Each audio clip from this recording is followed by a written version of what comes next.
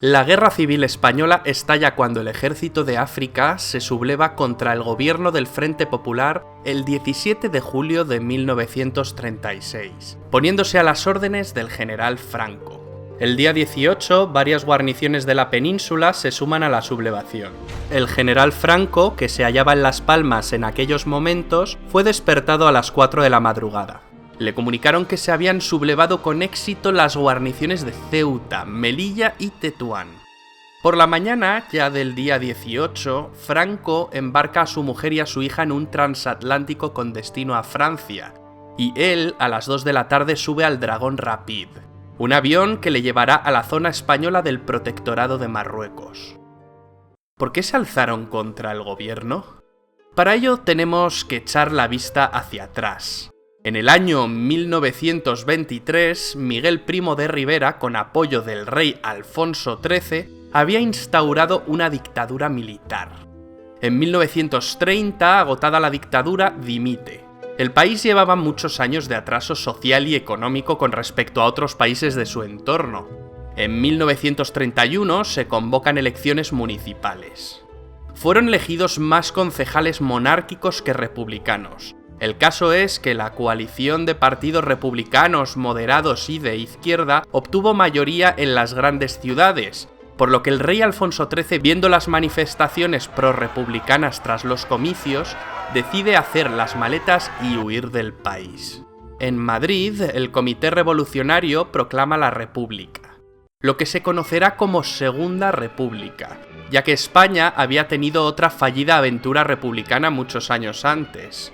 La monarquía renunció a sí misma, por lo tanto, la Segunda República estaba perfectamente legitimada.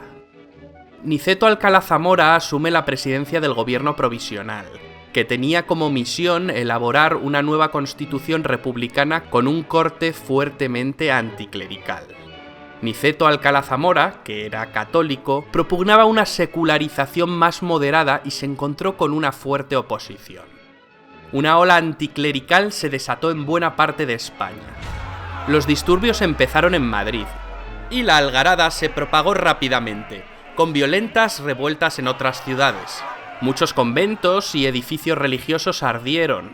Se profanaron lugares de culto y cementerios. Hubo muchos heridos, incluso muertos.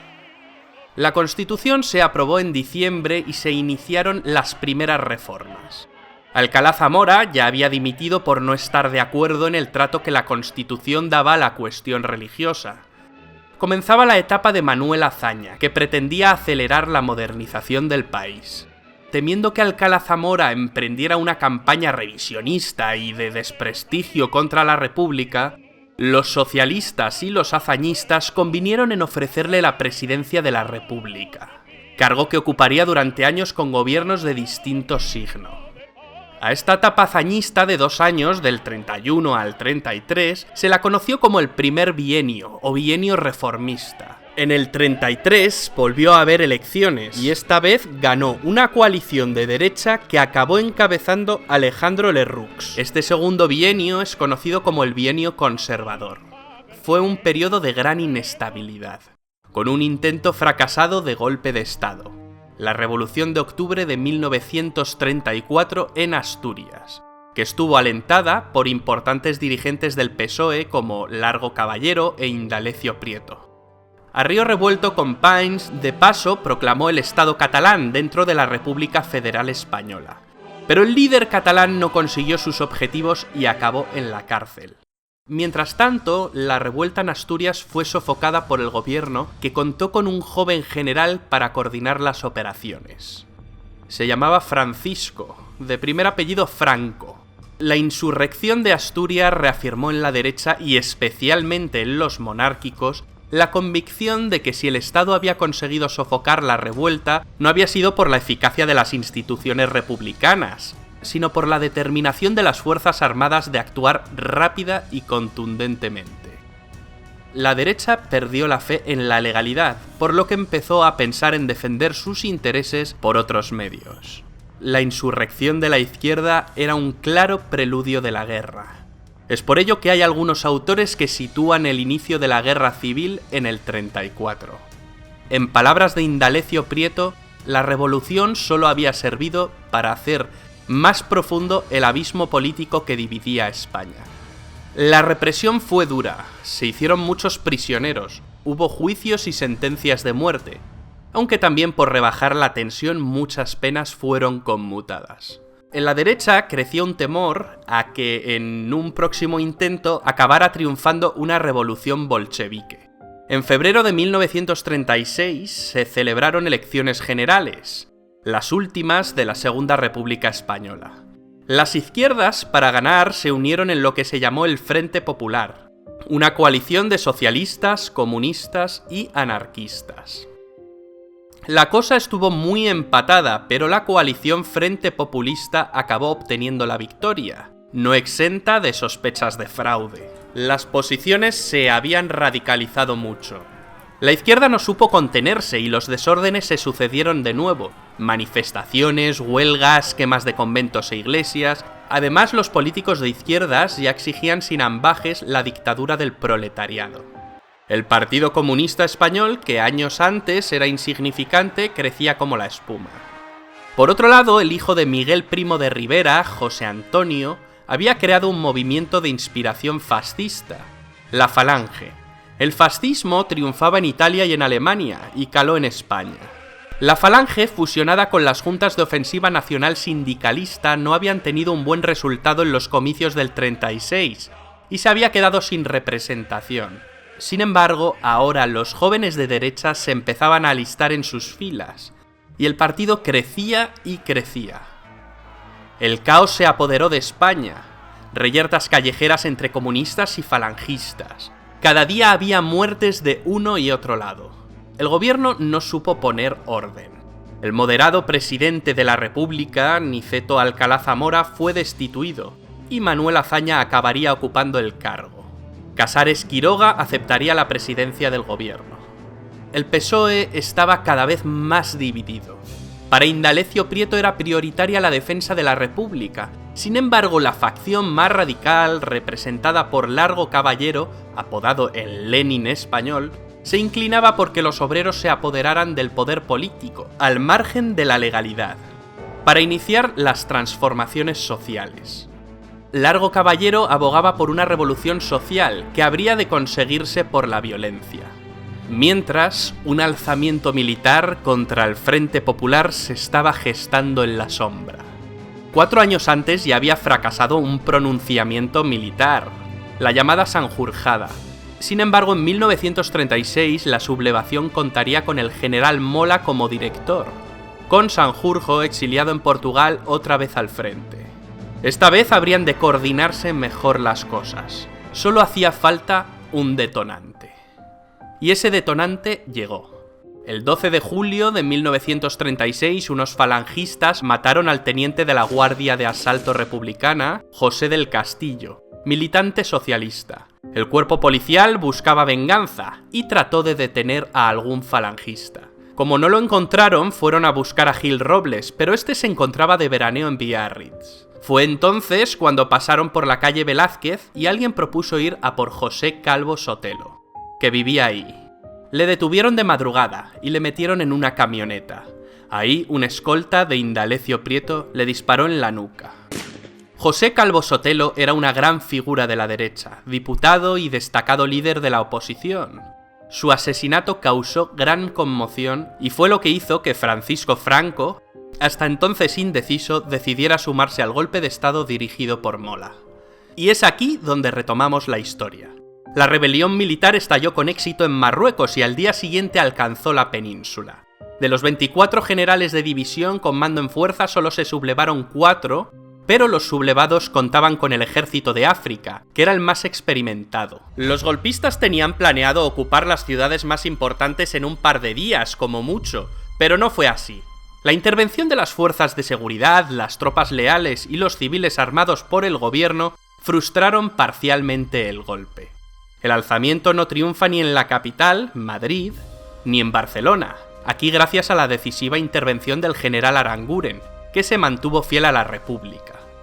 La guerra se enquistaría durante 3 largos años. Fue una guerra fratricida, entre hermanos, una guerra que todavía sigue trayendo cola a día de hoy. Dos Españas enfrentadas. Buenos y malos, héroes, villanos, víctimas, verdugos. Hubo de todo, y en ambos bandos. La península quedó dividida en dos zonas, la republicana y la llamada nacional.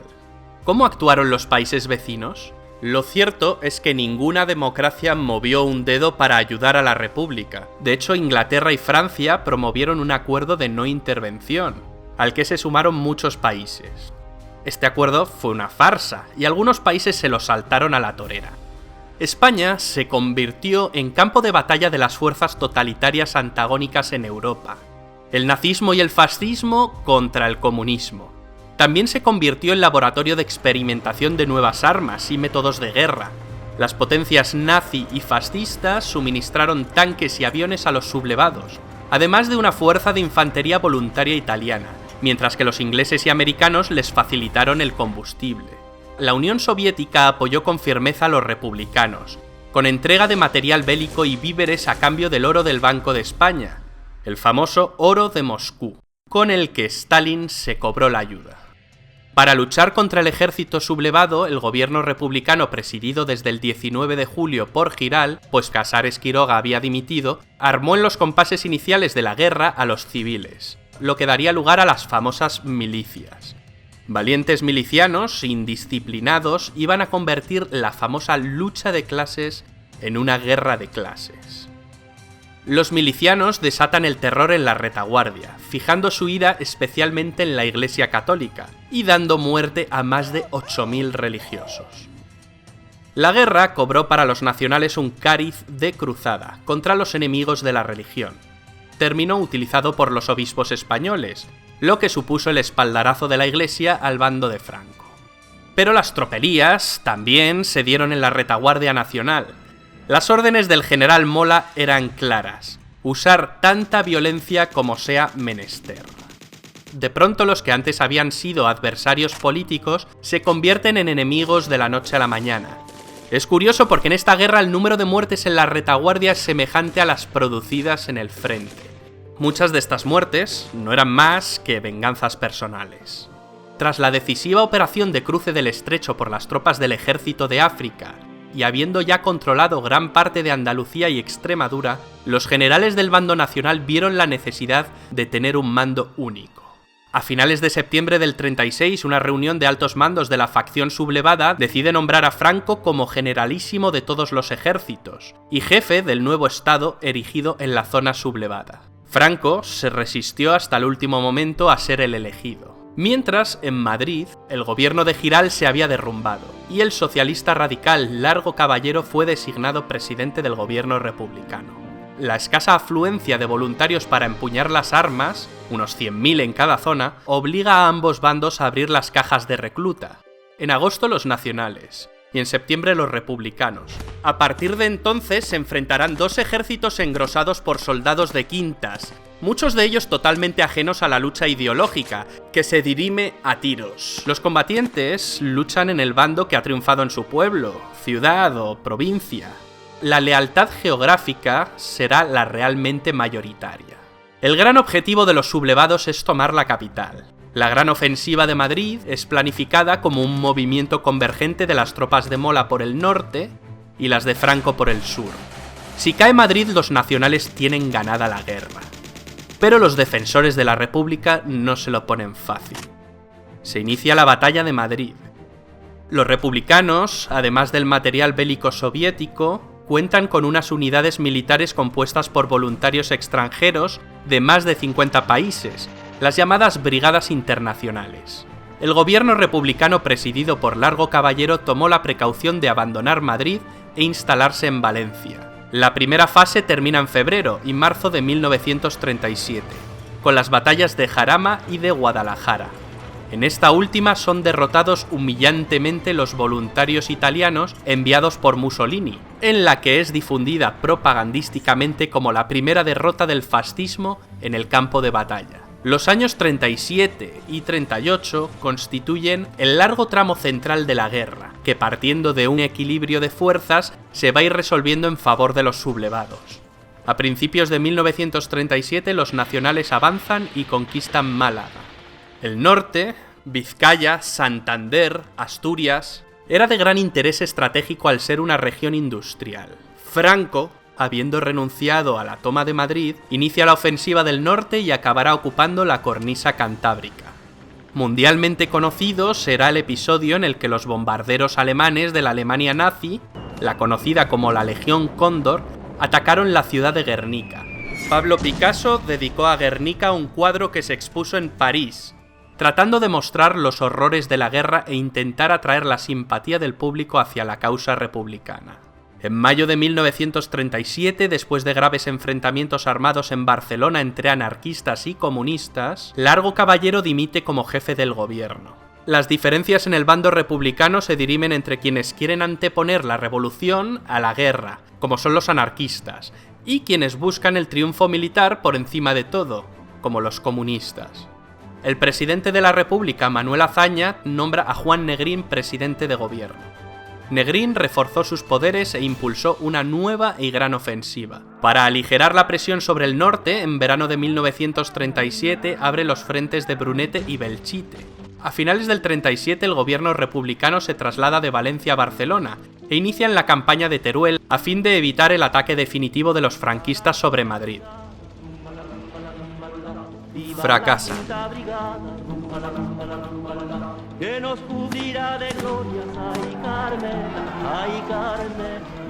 Tras la pérdida de Teruel por las tropas republicanas en febrero de 1938, los ejércitos de Franco lanzaron una ofensiva en Aragón que arrasó las defensas republicanas. Los nacionales penetran en Cataluña y toman Lérida, donde encuentran una fuerte resistencia republicana. En abril llegaron a las playas de Vinaroz, separando el territorio republicano que quedaba dividido en dos áreas principales, la de Cataluña y la de Madrid. La tercera fase de la guerra culmina con la descomposición política de la República, por sus propias divisiones internas. Los republicanos, tras un gran éxito inicial, son vencidos en la batalla del Ebro, una de las más sangrientas de toda la guerra, una batalla que preparaba el camino para la caída de Cataluña.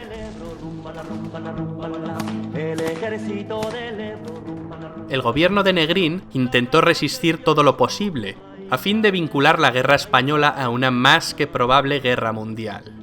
Con la presión que ejercía la aviación nacional y caída Tarragona, la resistencia republicana se hunde. El general Yagüe entra en Barcelona, entonces sede del gobierno, en enero de 1939 y sin apenas resistencia. Miles de republicanos, militares y civiles se exilian en Francia, entre ellos el poeta Antonio Machado, que viejo y enfermo fallecerá en Collioure el 22 de febrero. El 27 de febrero, el gobierno de Franco es reconocido por Francia e Inglaterra, lo que provoca la dimisión de Manuel Azaña como presidente de la República. El 28 de marzo fue ocupada Madrid. El 1 de abril de 1939, Franco firma el último parte de guerra. La terrible Guerra Civil Española había finalizado, dando paso a la larga dictadura de Francisco Franco, que duraría hasta el año 1975.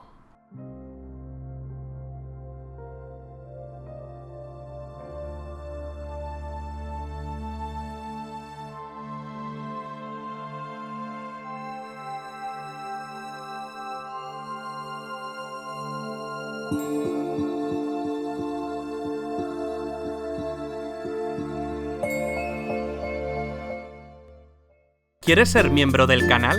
Al lado del botón de suscripción hay un botón que pone unirse. Haciéndote miembro del canal obtendrás insignias y emojis personalizados. También garantizarás la viabilidad económica del canal. Haremos directos privados exclusivos. Verás los vídeos antes que nadie y podrás elegir qué vídeos quieres que hagamos. Es una aportación mensual que puedes pagar vía PayPal o con tarjeta de crédito. Para finalizar le das a comprar y ya está.